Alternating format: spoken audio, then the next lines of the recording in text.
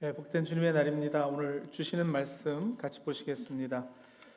출애굽기 20장 17절과 골로새서 3장 5절입니다. 먼저 출애굽기 20장 17절 말씀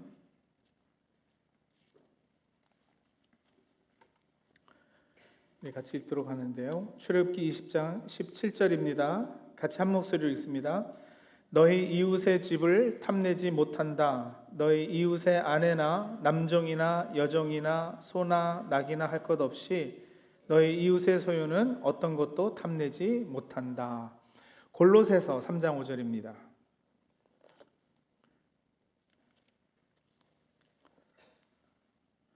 골로새서 3장 5절 말씀 역시 같이 한 목소리 읽겠습니다.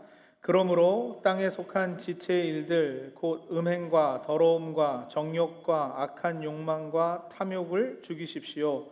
탐욕은 우상 숭배입니다. 아멘. 네, 오늘은 드디어 10계명의 마지막 계명인 제 10번째 계명 내 이웃의 집을 탐내지 말라를 볼 차례입니다. 지난 제 5계명을 설교할 때 한 구약학자가 10계명의 구조를 이렇게 나눌 수 있다고 소개해 드린 적이 있습니다. 1계명에서 4계명은 하나님께 대한 우리의 의무, 대신 관계에 관한 거죠.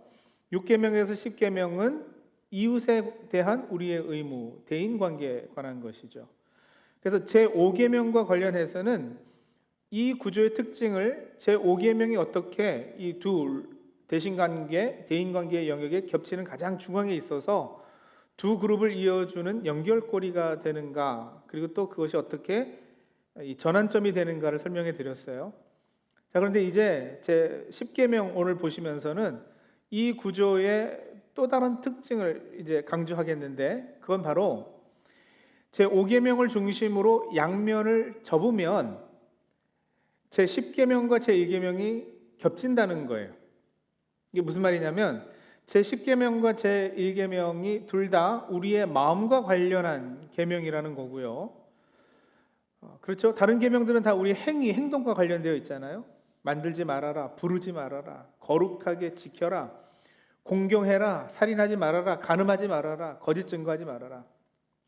물론 어떤 행위도 먼저 마음에서 시작하지 않는 것은 없습니다. 그래서 예수님께서 10계명을 재해석하시면서는 행위 그 자체보다 그 행위를 가능케 한 마음에 더 집중해서 경고의 말씀을 주셨어요. 예를 들어서 마태복음 5장 27절 28절에 간음하지 말아라 하고 말한 것을 너희는 들었다. 그러나 나는 너희에게 말한다. 여자를 보고 음욕을 품는 사람은 이미 마음으로 그 여자를 범하였다고 하지 않으셨습니까? 하지만 일단 이 10계명 문자 그대로는 제2계명에서 9계명은 행위, 그리고 제1계명과 제10계명이 이 마음과 관련된 계명입니다. 다시 말하면 제1계명과 제10계명은 같은 유의 계명이라는 거예요. 둘 다 마음과 관련이 있다라는 의미에서만이 아니라 그 내용에서도 그러합니다. 내용이 같습니다. 이 두 계명이. 본질적으로 같은 유의 내용이라는 거예요. 물론 겉으로 그냥 보기에는 전혀 그렇지 않잖아요. 전혀 다른 계명으로 들리지 않습니까? 제1계명은 다른 신들을 내게 두지 말라고 해서 우상 숭배를 금한 계명이고요. 제2계명은 우상 숭배가 아니라 상을 만들지 말라. 우상을 상으로 만들지 말라는 이 제사 형식, 예배 형식과 관련한 것. 그래서 더 본질적으로는 제1계명이 우상 숭배 금한 계명이고, 제10계명은 이웃의 집, 그 집에 속한 아내, 남종, 여종, 소, 나귀, 소유를 탐내지 말라는 것이기 때문에 탐욕을 부리지 말라는 계명이에요. 근데 이 둘이 어떻게 본질적으로 같은 내용이라고 하는지 궁금하지 않으세요? 자, 골로새서 3장 5절 다시 돌아가 보면은요. 골로새서 3장 5절. 그러므로 땅에 속한 지체의 일들 곧 음행과 더러움과 정욕과 악한 욕망과 탐욕을 죽이십시오. 탐욕은 뭐라고요? 우상 숭배라고요. 탐욕이 우상 숭배예요. 우상 숭배는 몇 계명에서 금하셨다고요? 제1계명에서요. 그래서 이 1계명과 10계명이 사실은 본질적으로 같은 계명이라는 거죠. 자, 근데 이제 어떻게 그러한지, 어떻게 탐욕이 우상 숭배인지를 설명드리겠는데, 먼저 질문 하나를 하며 시작하겠습니다. 여러분, 모든 탐욕, 탐심, 탐내는 것이 잘못된 것일까요? 탐욕은 다 잘못된 거예요? 그렇지 않습니다. 오늘 본문 출애굽기 20장 17절에 이웃의 집을 탐내지 못한다, 이웃의 소유는 어떤 것도 탐내지 못한다 하실 때 사용된 히브리어 단어는 사실 부정적도 긍정적도 아닌 중립적인 단어예요. 예를 들어서 똑같은 단어가 성경에서 이렇게 사용되기도 했습니다. 시편 19편 10절인데 주님의 교훈은 금보다 순금보다 더 탐스럽고 꿀보다 송이꿀보다 더 달콤하다. 여기 주님의 교훈이 순금보다 더 탐스럽고, 요 단어 탐스럽고, 개역개정은 순금보다 더 사모할 것이며, 사모라고 번역을 했는데 바로 이 단어가 제10계명에 탐내지 못한다 할 때 히브리어 원어로는 똑같은 단어예요. 그리고 이 외에도 구약 성경 여러 구절에서 이 단어는 긍정적으로 사용돼요. 그러니까 탐내는 마음 그 자체는 잘못된 것이고 악하다고 할 수 없습니다. 문제는 뭐냐? 문제는 여러분 무엇을 탐내는가 하는 것에 있죠. 다시 골로새서 3장 5절 돌아가 봅니다. 그러므로 땅에 속한 지체의 일들 곧 음행과 더러움과 정욕과 악한 욕망과 탐욕을 죽이십시오. 탐욕은 우상 숭배입니다. 여기 이 땅에 속한 지체의 일들이라고 한 거예요. 공동 번역은 모든 세속적인 욕망이라고 했는데 그것들이 무엇인지를 이제 나열하면서 결론적으로 그것을 탐하는 것, 탐욕이 우상 숭배라고 했어요. 자, 여러분, 이 땅에 속한 지체의 일들, 이것에 욕심내는 것이 제10계명에서 금하는 이 탐욕이에요. 그런데 땅에 속한 지체의 일들과 반대되는 것도 있지 않겠어요? 뭘까요? 땅에 속한 것이 있으면 하늘에 속한 것도 있을 것이고, 땅에 속한 이 지체의 일들이 있으면 하늘에 속한 그 신령한 일들이 있지 않겠어요? 그것을 욕심내는 것은 선한 일이죠. 선한 일이죠. 그 탐욕은 가져도 돼요. 그래서 여러분, 우리는 땅에 속한 세속적인 것에 욕심내며 살 수도 있고 위의 것, 하나님 나라의 것에 거룩한 욕심을 내면서 살 수도 있어요. 전자는 우상 숭배라고 불릴 만큼 악한 것이라 하나님께서 금하셨고요. 그게 제 10계명이고, 후자는 우리가 장려하고 우리가 진정으로 추구해야 할 것입니다. 무언가를 간절히 바라고 욕심내는 것 자체가 잘못된 것이 아니라 영원한 가치도 없는 거, 있다가 없어지고 마는 안개 같은 일시적인 이 땅의 것을 어떤 절대적인 것으로 착각해서 그것에 마음 뺏기고 그것을 추구하기 위해서 목숨 거는 그런 인생, 그것하고 영원한 가치가 있는 하나님 나라의 것들, 나를 향한 하나님의 섭리를 알고 그것에 마음에 우리의 중심을 두는 것, 그것을 욕심내는 것, 이 둘의 구분을 말하는 거죠. 제 10계명 내용을 자세히 보시면 무엇을 탐내지 말라고 그랬어요? 이웃의 집의 것들이요, 이웃의 아내, 남종, 여종, 소, 나귀, 뭐 이런 소유물들, 재산들, 이런 것들은 언젠가는 없어질 것들 아니겠습니까? 소, 나귀, 뭐 이런 게 영원할 수가 없잖아요, 그죠? 이것들이 이 땅에 속한 지체의 일들이에요. 성도들, 안타깝게도요, 우리는 하나님이 주시고자 하는 것보다 훨씬 적고 싸구려 것들에 만족하며 살아가요. 하나님께서 우리에게 주시고자 하는 것들은 그것들과는 비교도 되지 않을 정도로 엄청 값어치 난 것들, 큰 것들이거든요. 뭐요? 영원한 생명, 풍성한 삶. 궁극적으로 하나님께서 우리에게 주시고자 하는 건 다름 아닌 하나님 자신이거든요. 아브라함에게 한 번은 내가 너의 지극히 큰 상급이다 라고 말씀하셨던 것처럼 하나님께서는 독생자를 보내셔서 자신을 우리에게 알려주셨어요. 여러 계시해 주셨다고요. 하나님께서는 아들을 십자가에 내어주셔서 그의 희생을 통해 우리가 다시 하나님과 화목하고 연합할 수 있도록 해주셨어요. 자신을 내어주셨단 말이에요. 그렇다면 말입니다, 여러분. 자기 아들을 아끼지 않으시고 우리를 위해 내주셨다면 어찌 그 아들과 함께 모든 것을 우리에게 선물로 거저주지 않으시겠어요? 아들을 내어주셨다면 다른 어떤 것을 아끼겠느냐 말이에요. 우리는 그리스도와 더불어 공동 상속자라고 성경은 적고 있어요. 그리스도의 것이 내 것이고 내 것이 그분의 것입니다. 여러분, 이 엄청난 복의 내용을 상상하실 수 있겠나요? 근데 겨우 우리는 별것 아닌 거, 이 쪼잔한 것들에 목숨 걸고 사니까 얼마나 답답하시겠느냐고요. 제 아이들이 어렸을 때 제 동생이, 그러니까 아이들한테는 삼촌이죠. 결혼했으니까 작은 아버지예요. 삼촌이 오랜만에 와가지고 토이스RUs라고 그 왜 장난감 파는 데 있잖아요. 거길 데리고 갔어요. 그러고는 원하는 거 아무거나 다 고르라고 그랬어요. 돈 잘 버는 삼촌이거든요. 한번 크게 쏘겠다는 거예요. 근데 여러분, 목사 애들이 주로 이 통이 적습니다. 어려서부터 교인들 눈치 보고 자라고 이러느라고 항상 좀 이렇게 주눅 들어 있고요. 그리고 뭐 비싸고 뭐 큰 거 사주고 이런 적도 별로 없어가지고 하나 제대로 된 거 골라오라 그러면은 막 몇백 불짜리, 배터리 놓고 리모컨 컨트롤로 조종하는 뭐 이런 거, 아니면 우리 애들 어렸을 때도 막 게임기기 이런 거 비쌌거든요. 이런 거 쫙 들고 오면 얼마나 좋아요. 근데요, 한참 돌아다니더니 기껏해서 들고 오는 게 4불 99전짜리 뭐 이런 거예요. 삼촌이 황당해가지고 막 웃으면서 더 비싼 거 가지고 오라고, 괜찮다고. 그게 또 한참 있다 골라오는 거 보니까 9불 99전짜리 이런 거 들고 오는 거예요. 여러분, 그 얘기하는 거예요. 삼촌은 더 좋은 거 주고 싶어서 그 마음을 다 쏟고 있는데 아이들 수준이 더 좋은 것을 고를 수준이 아니에요.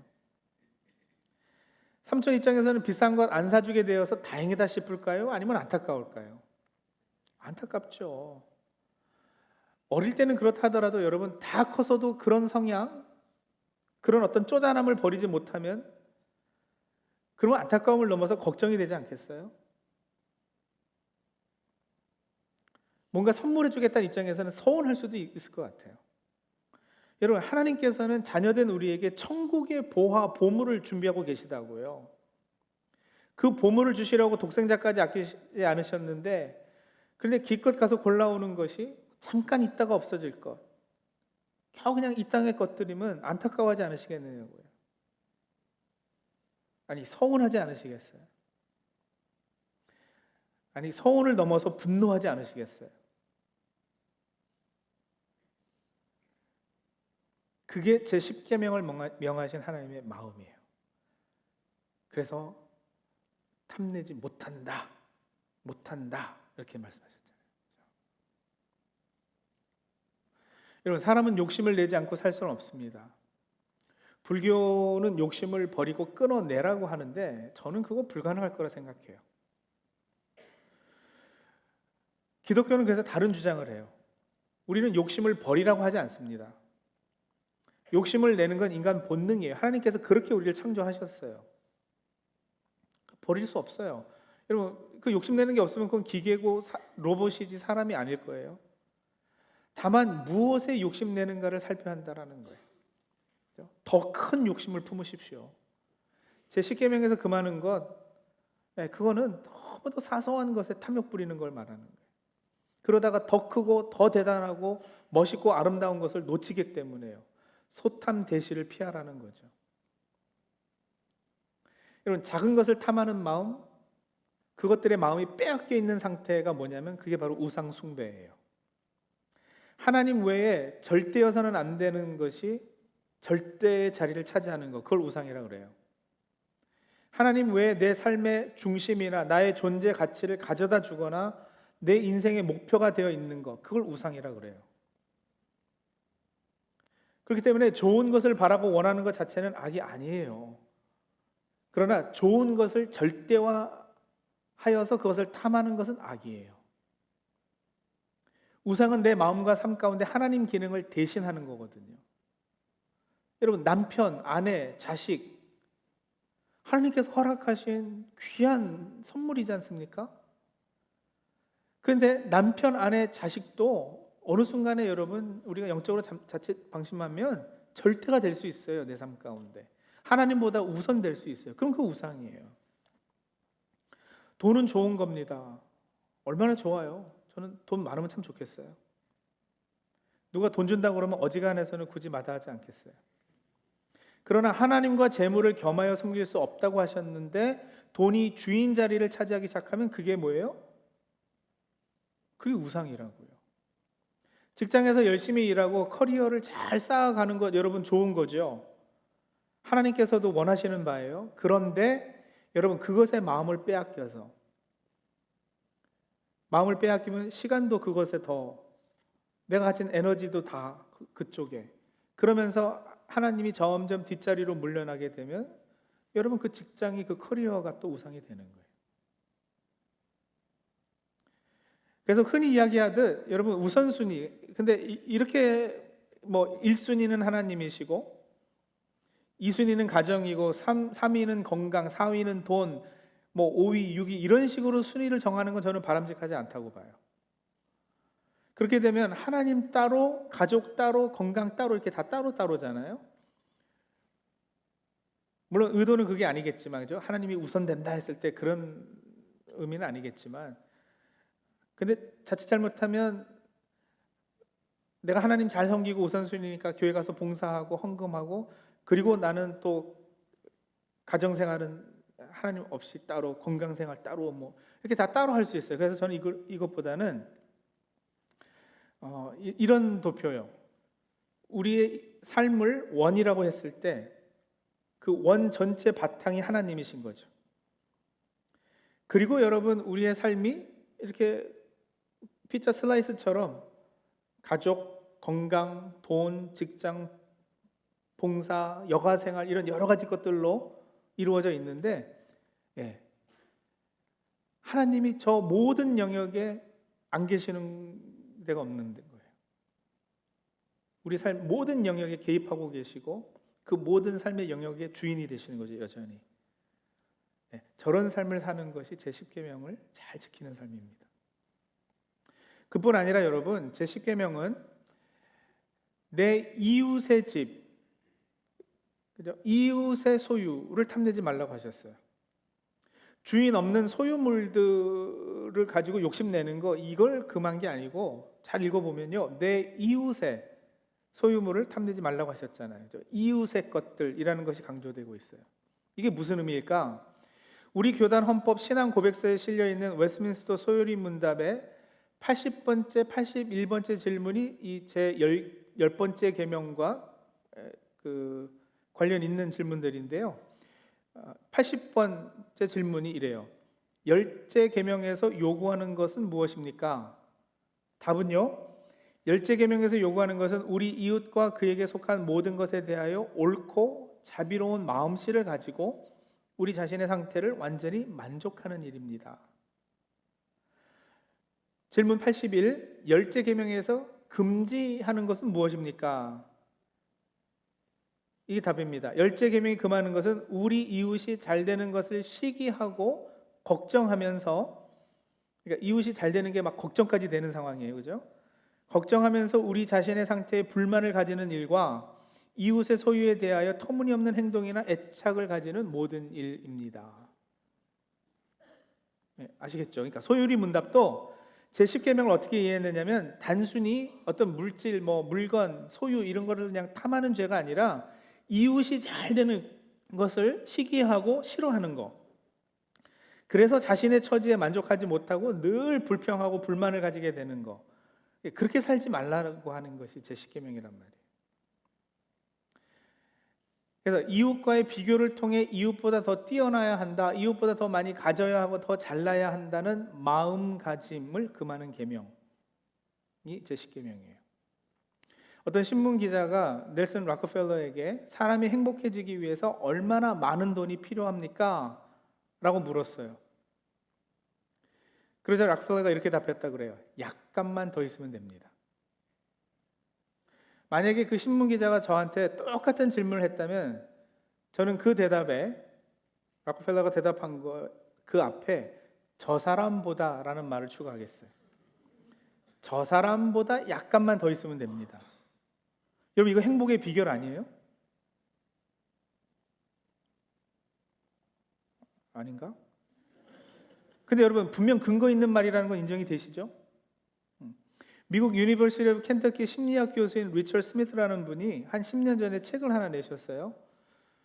저 읽어보지는 못했어요. 그냥 앱스트랙만 봤는데 이분은 질투심에 관한 연구의 대가라고 그러세요. 이 책 이름이 The Joy of Pain이에요. 고통의 즐거움 뭐 이렇게 번역되겠죠. 근데 이 책에 부제가 있어요. 부제가 뭐냐면 Schadenfreude and the Dark Side of Human Nature예요. 샤든프로이다는 독일 말로 남의 불행을 통해 얻는 쾌감이라는 뜻이래요. 전문 용어로 쌤통이라고 불러요. 그러니까 여러분 앞으로 어디 가서 누가 잘못되거든 쌤통이다 그러지 마시고요. 다 알아듣잖아요, 그죠? 좀 고급스럽게 수준 있게 샤든프로이다 딱 가서 그래요. 하여간 이 고통의 즐거움, 쌤통과 인간 본성의 어두운 뒷면에 대하여라는 책인데 이 책에서 주장하는 바가 바로 그거예요. 너의 불행은 곧 나의 행복의 심리가 우리에게 다 있다는 거죠. 사람은 자신의 존재 가치, 자기 존재 증명을 끊임없는 남과의 비교 가운데서 찾고 그것에서 자존감을 얻으려는 두뇌 구조를 가지고 있다고 그래요. 그래서 사돈이 땅을 사면 어떻게 해요? 배가 아픈 거고요. 잘 나가는 사람에 대한 시기와 질투는 그 사람이 실패하고 추락하는 순간 기분 좋은 쾌감으로 돌변한다고 합니다.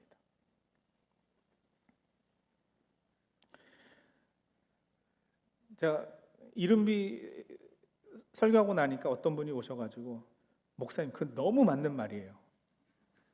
특히 골프 칠 때 그래요. 내가 못 치는 것보다 저 사람이 못 치는 게 더 기쁨을 가져다 주는데요. 그래서 제가 그랬어요. 골프는 인생을 가르쳐 줍니다.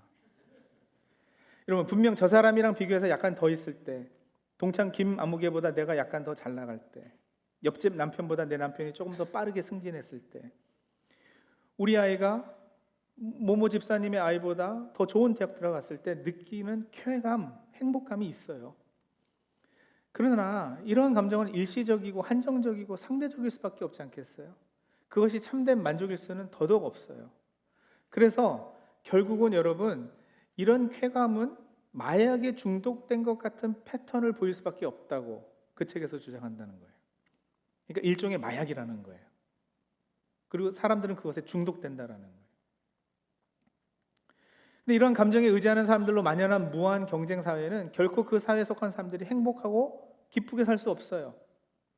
왜냐하면 이게 왜 지속될 수 없는 마약에 중독된 것 같이 그 하이가 언젠가는 끝날 수밖에 없는 그런 거냐면 여러분 항상 걷는 놈 위에는 뛰는 놈이 있고 뛰는 놈 위에는 나는 놈이 있고 나는 놈 위에는 그것에 붙어 다니는 놈이 꼭 있기 때문에 그렇죠?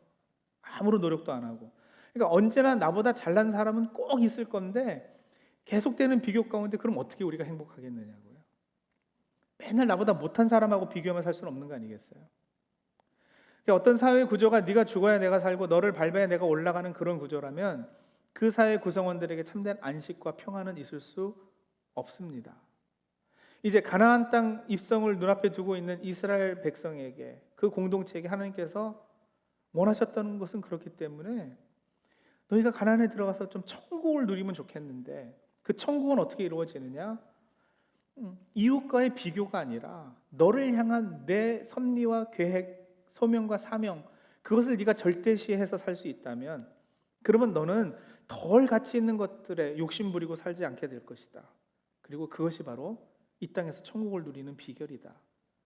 네, 그거 말씀하시는 거예요. 바울 사도가 빌립보서 4장 11절에 내가 그 비결을 배웠다고 선언해요. 내가 궁핍해서 이렇게 말하는 것이 아닙니다. 나는 어떤 처지에서도 스스로 만족하는 법을 배웠습니다. 나는 비천하게 살 줄도 알고 풍족하게 살 줄도 압니다. 배부르거나 굶주리거나 풍족하거나 궁핍하거나 그 어떤 경우에도 적응할 수 있는 비결을 배웠습니다. 나에게 능력 주시는 분 안에서 나는 모든 것을 할 수 있습니다. 여러분, 참으로 위대한 고백이 아닐 수 없어요. 늘 조금 더 가져야, 늘 조금 더 누릴 수 있어야 만족할 것으로 착각해서 다 죽을 거 알면서도 불속으로 달려드는 불나방처럼 살아가는 우리에게, 여러분, 이 고백은 너무도 매력적이지 않습니까? 바울 선생님이 그렇다고 법정스님처럼 무소유를 주장하신 것도 아니에요. 법정스님은 필요 때문에 물건을 가지지만 그 물건 때문에 또 마음이 묶이고 얽매이게 된다고 하셨어요. 많이 갖는다는 것은 그만큼 많이 얽혀 있게 되는 것이기에 사람을 힘들게 한다. 그래서 집착을 금하고 욕심을 끊어내라 하셨다고요.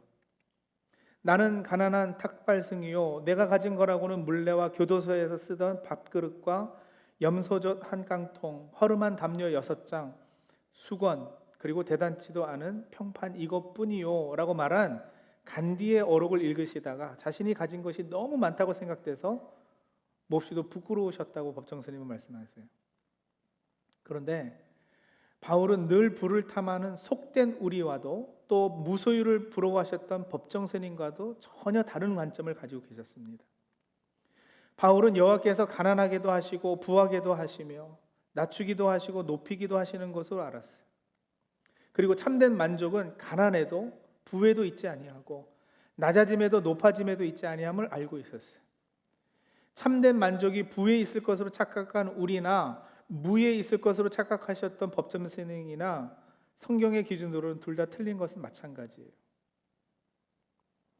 여러분, 바울 선생님이 이 글을 감옥에서 쓰셨거든요. 빌립보서는 바울이 로마 감옥에 갇혀서 쓴 옥중 서신 중에 하나예요. 그러니 뭐 만족하고 자시고 할 그런 형편이 아니지 않겠어요? 근데 그런 상황에서 이분이 나는 족할 줄 아는 비결이 있다 이런 이야기를 하셨다고요. 그 족함의 비결은 여러분, 하나님께서 하나님의 놀라운 계획과 섭리 가운데 우리를 때로는 가난에 처하게도 때로는 부하게도 하신다는 것을 깨닫는 것에 있어요. 내가 당하는 형편과 처지는 나를 향한 하나님의 목적하심과 관련이 있다는 자각을 하는 것에 만족함이 있는 거예요. 자, 그런데 이런 깨달음은 어떻게 생길까요?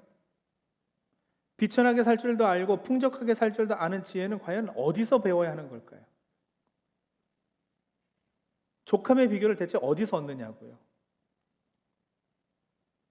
바울 선생님이 답하셨잖아요. 나에게 능력을 주시는 분 안에 있는, 나에게 능력 주시는 분 안에 있으면 돼요. 나를 향한 하나님의 계획과 섭리 목적을 전에는 알지 못했어요.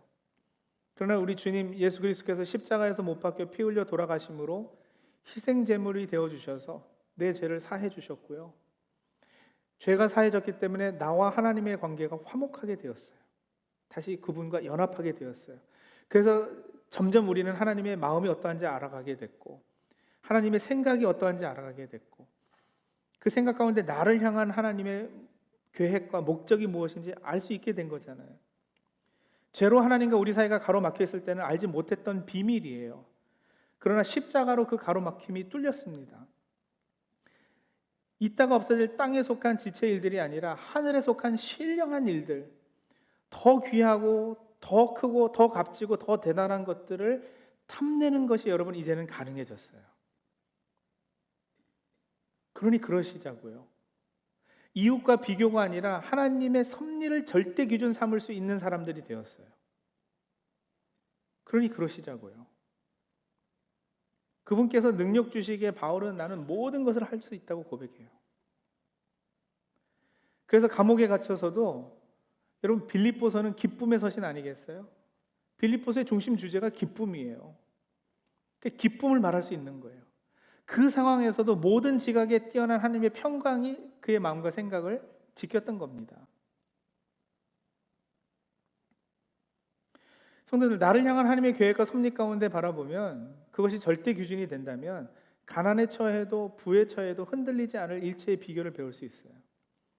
배부름, 배고픔, 이웃과 비교해서 상대적 빈곤이나 상대적 교만을 가지는 것이 아니라 때론 배부르게도 하시고 또 다른 때는 배고프게도 하시는 하나님의 의도, 또 그 안에 하나님의 섭리가 있음을 믿음으로 꿰뚫어 보기 때문에 어떤 상황에서도 감사할 수 있는 능력이 생기죠. 여러분 제가 간증 말씀드렸지만 한국에서는 뭐 저희 가정 그냥 괜찮게 살았어요. 아버지 은행원이셨고 뭐 지점장도 하셨고 큰 부자는 아니어도 그냥 잘 먹고 살았어요. 미국 와서 어려운 일 당하고 사기 당하고 나니까 갑자기 가난해졌네요. 가지고 한국에서 신고 온 그 옛날에 월드컵이라는 그 W자 써 있는 그 브랜드 신발이 있거든요. 그거를 6년인가 신었어요. 그게 다 구멍 나고 빵꾸 나고 그거 하나 사지 못해 가지고 그거 신고 눈 치우러 다니고, 그러다 나중에 동부로 이사 와가지고 흑인 동네에서 가게 했는데 이게 또 너무 잘 돼가지고 엄청나게 막 캐시를 가져와가지고 집에서 셀 시간이 없어가지고 침대 밑에다가 집어넣고 나중에 한 사람은 하루 종일 집에서 그것만 쉬고 있어야 될 정도로 돈을 많이 벌었어요. 이거 뭐예요, 여러분? 부에 처할 때도 있었고 가난에 처할 때도 있었어요. 근데 되돌아놓고 보니까, 그죠? 지금 와서 보니까 그거 뭐 가난했을 때도 그냥 살았고요, 부자일 때도 또 그냥 그렇게 살았어요. 근데 가난했을 때 여러분 그 폴로 셔츠 입고 다니고 그 나이키 신발 새 거 신고 다니는 애들이 얼마나 부러웠던지. 걔네들 옆에 가면은 이제 빵꾸난 신발이 너무 부끄러워가지고 주눅 들고. 돈 많이 벌어가지고 저희 집 큰 집 샀거든요. 그 제가 말씀드렸죠. 미쓰비시 이클립스 빨간색 스포츠 사주셔가지고 끌고 다녔다고. 그거 할 때 여러분 옆에 막 조그만 차 덜덜거리는 거 지나가면 얼마나 또 우쭐대고 으쓱대고 그래요. 근데 지나놓고 보니까 다 쓸데없는 거라는 거예요. 괜히 누구랑 비교해서 주눅 들고 살고 열등의식 느끼고 누구랑 비교해가지고 괜히 으쓱대고 교만해지고. 여러분 그러지 않을 수 있는 비결이 있어요. 하나님께서 나를 왜 지금 가난에 처하게 하셨는가, 이것을 통해 하나님께서 뭔가 이루시는 것이 있구나, 그걸 믿음으로 확신할 수 있으면요, 가난해도 마음이 감사로 충만할 수 있어요. 갑자기 막 하나님께서 넘치는 복을 주셔가지고 부자가 되어서도요, 하나님께서 이걸 통해서 나를 뭘 하시려는 걸까? 어떻게 사용하시려고 이 부를 허락하신 걸까? 깊게 깨달을 수 있으면 여러분 그것 때문에 막 우쭐하고, 예? 그것 때문에 교만해지고 그러지 않을 수 있어요. 그 평상심, 그게 족한 줄 아는 마음이거든요. 그거 유지할 수 있는 거예요. 이웃의 집을 탐내지 말라. 이 계명을 돌려놓고 보면 오늘 설교 제목이잖아요. 족한 줄 알라. 예, 이 계명에 여러분 우리는 이제 순종할 수 있다고요. 옆집 아줌마 명품 가방이 더 이상 기준이 아니라, 옆집 남편의 연봉이 기준이 아니라, 옆집 아들이 어느 대학 간 것이 기준이 아니라, 나의 선한 이웃 되셔서 나의 최선을 바라시는 그리스도의 십자가만을 굳게 붙잡을 때 우리는 이미 나에게 허락된 은혜와 복이 족한 줄 알게 될 것입니다. 기도하시죠.